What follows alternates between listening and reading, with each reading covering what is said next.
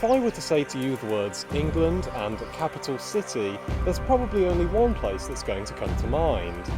You'll likely think of palaces, clocks, buses, arches, or maybe soldiers wearing big red coats and funny hats. But back in Anglo-Saxon times it was a very different story. Whilst London was still an important city even back then, there was one place here in Wessex which arguably overshadowed it.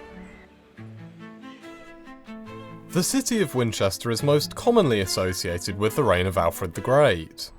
It plays an important role as a centre of administration, education, religion and defence against the Vikings. Many people know it as being the first capital city of England.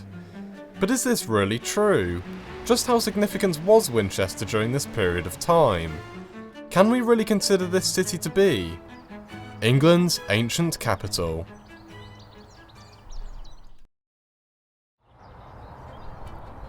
Winchester was initially founded as a provincial city by the Romans. It was named Venta Belgarum after the Iron Age Belgae tribe, who inhabited multiple hill forts in and around what is now the modern city. After the Romans left Britain in the early 5th century, the site was abandoned, and it wasn't until around the 7th century that the site was reoccupied by the Anglo-Saxons. And it's in the late 9th century that we come to Alfred. He was born at Wantage, a town that, like Winchester, boasts a statue in his honour. He was the youngest of 6 children, with his 3 older brothers all taking the throne before him. But when his turn arrived, things weren't exactly plain sailing in the West Saxon kingdom. Ryan Lavelle is Professor of Early Medieval History at the University of Winchester. He advised on the TV series The Last Kingdom, and had a role in Winchester's 878 AD experience. Alfred was King of Wessex from 871. He came to the throne of Wessex at the time when there was a serious Viking threat for the West Saxon kingdom. Vikings had taken various other Anglo-Saxon kingdoms, the Northumbrians, the East Anglians, that there seems to be some kind of mastery over the Mercian kingdom, and the West Saxon kingdom paid the Danes a lot of money to stay away as well. Alfred's Winchester saw significant change in the way that the city was structured and laid out, and the effect of these changes would extend far beyond the confines of the city itself, as Winchester became a blueprint for the way defences were organised around the kingdom. We're here for Winchester's sole remaining little patch of Roman wall that's easily viewable anyway within the city. In terms of a kind of Roman legacy for the city, it's not a lot to look at, but if you think there it is, 2,000 years of history behind us, it's still pretty cool really, and it's that Roman wall which made the city of Winchester so important in terms of the urban reforms of the time of King Alfred the Great, because Winchester as a walled city essentially served as a kind of blueprint for thinking about how the resources of the kingdom could be organised. What you've got is like 27,000 hides for the West Saxon kingdom, and these hides representing essentially the land of a family, a sort of taxable unit for the West Saxon kingdom, and how to divide that up was a very real concern for the logistics of defending the kingdom against Vikings. Whilst little of Anglo-Saxon Winchester can be seen out in the city today, many of its secrets can be found here at the cathedral. In the south transept we can find coins, bones and other artefacts all dating from the period. Many of those bones are kept in these boxes, known as mortuary chests. They are believed to belong to numerous Anglo-Saxon royals, such as King Egbert, Alfred's father King Ethelwulf, and one of his grandsons, King Edred. Whilst this cathedral may not have existed back in Anglo-Saxon times, it did have a predecessor. This is a model of the Old Minster, the cathedral that would have existed back in Alfred's time. It stood just beside the modern cathedral. In fact, you can still see the outline of it today.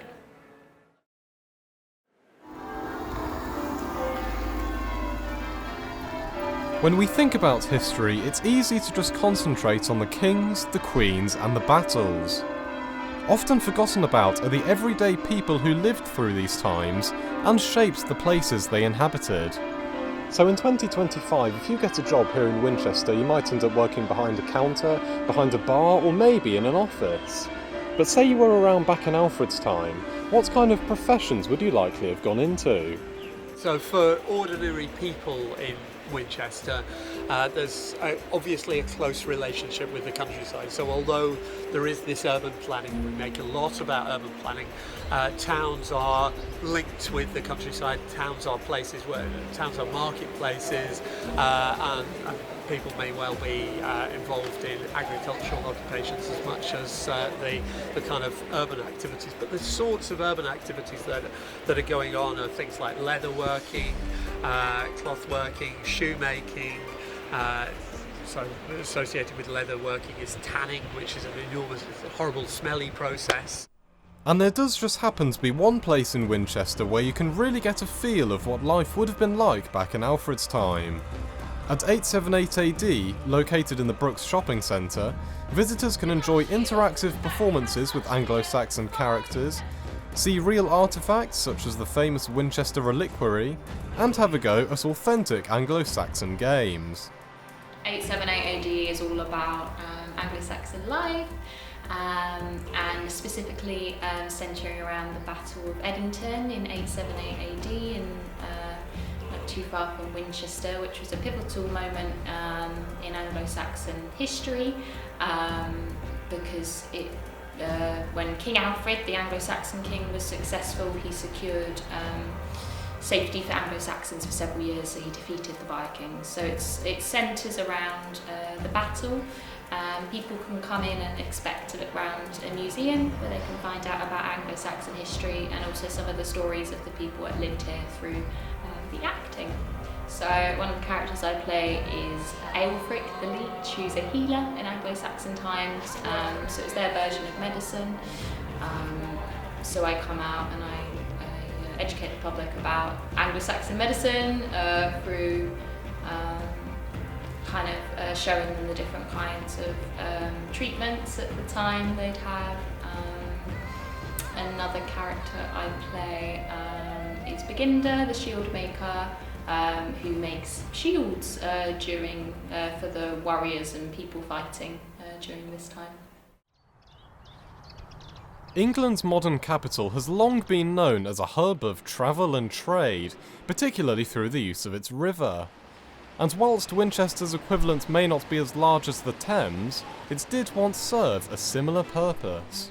It's quite possible that the River Itchen allowed some trade to take place. There's a bit of debate as to the extent of river trade in the Anglo-Saxon period, but rivers provided a kind of a means for flat-bottomed vessels to carry heavy cargo, perhaps even stones, up the river, and obviously down the river as well. So Southampton and Winchester had a close relationship in the early Middle Ages, with Southampton as the channel port that allowed the import of both high status goods and bulk traded goods, and that connection between the two via the River Itchen functions as part of that link between the two cities. King Alfred died in the year 899, aged around 50. But his memory, especially within Winchester, is still very much alive and well. Hamo Thornycroft's statue serves as a prominent, permanent tribute to the ancient king, as well as many other reminders of him in and around the city. Winchester and Alfred seem to have a very close relationship.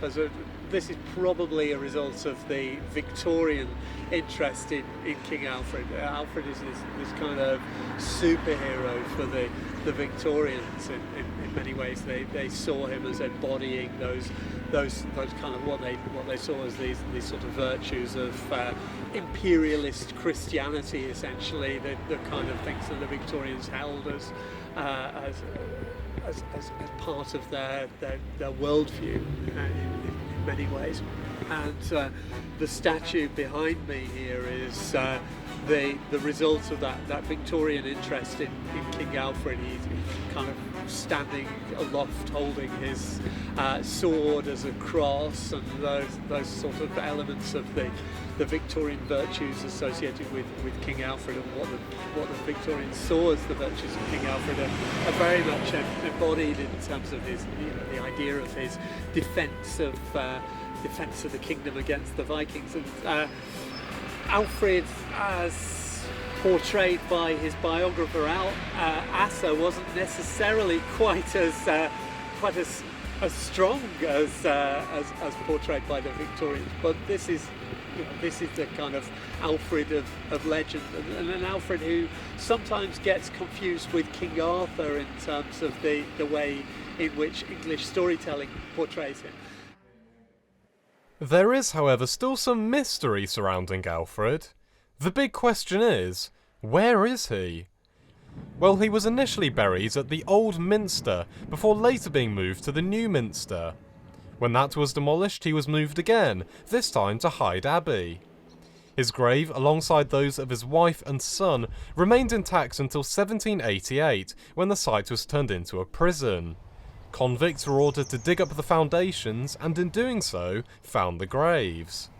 The graves were dug up, broken up, and the stones sold off. Excavations since then have proved largely inconclusive.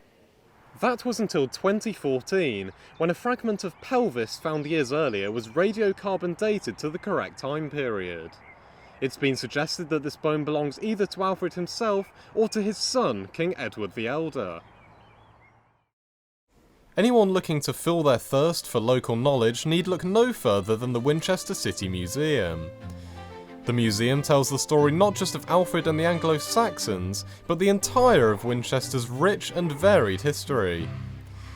Here we can find a whole plethora of artefacts from the city's Iron Age origins all the way to Jane Austen. They have a whole floor dedicated to the Anglo-Saxons. You can even try on some of their clothes yourself.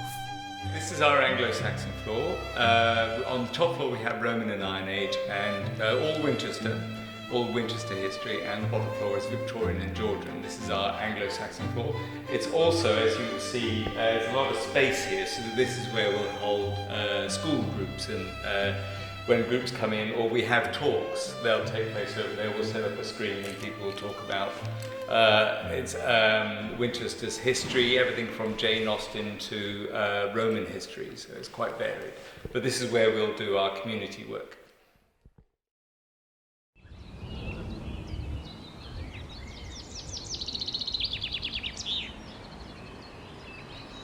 So, all things considered, can we really consider Winchester to be England's ancient capital? Is the term capital really applicable to the Anglo-Saxon period? The word capital is probably overused in terms of thinking about Winchester as England's ancient capital. For one thing, if it was a capital of anywhere, it was the capital of the West Saxon Kingdom. But early medieval kings moved around from place to place. They didn't stay still. So essentially the kind of key place was wherever the king and his court was at any time. So in some ways, because we can't actually directly link Alfred with Winchester that closely, we can see him at one point in the year 896, but otherwise so as a result we probably can't be absolutely certain about Winchester as a capital. But the Anglo-Saxons had an idea about a head boor, the idea of a kind of key place. When they wrote about Roman history, they used the word Ephod Boar, which was kind of obviously indicated that there was a kind of conception of a key place, and a lot of investment seems to have gone into Winchester. It seems to have been the largest of the cities within the West Saxon Kingdom, and the attention paid to laying out the streets of the city seems to indicate that it may well have had that kind of head borough status, or at least one of the head boroughs within the city. Of course, London was also very important for the kingdom, the so-called kingdom of the Anglo-Saxons, as Alfred sort of took over Mercian territory as well in the 880s. But although I'm kind of circumspect about the word capital, I think we can certainly say it's an important city for the West Saxons, and then for the Anglo-Saxon kingdom of Alfred and his heirs, and it even goes on to have this really central cultural importance for the kingdom of the English that's founded by the descendants of King Alfred during the 10th century. Whether we can consider Winchester to be a capital or not, we do know that it served as a very significant centre of governance and power before London came to more prominence during the Norman period. So in terms of its history, its traditions and its heritage, Winchester, as small as it is, certainly punches far above its weight. After all, there aren't many places where you can still see and touch the very walls which protected Anglo-Saxons from Vikings over 1,000 years ago. It's no wonder then that every day people come from all over the world to take in the sights, the sounds, the culture, and the beauty of this ancient city. And whilst there are now many places in England which might overshadow this one in terms of size and scale, its contribution to our history will never be forgotten.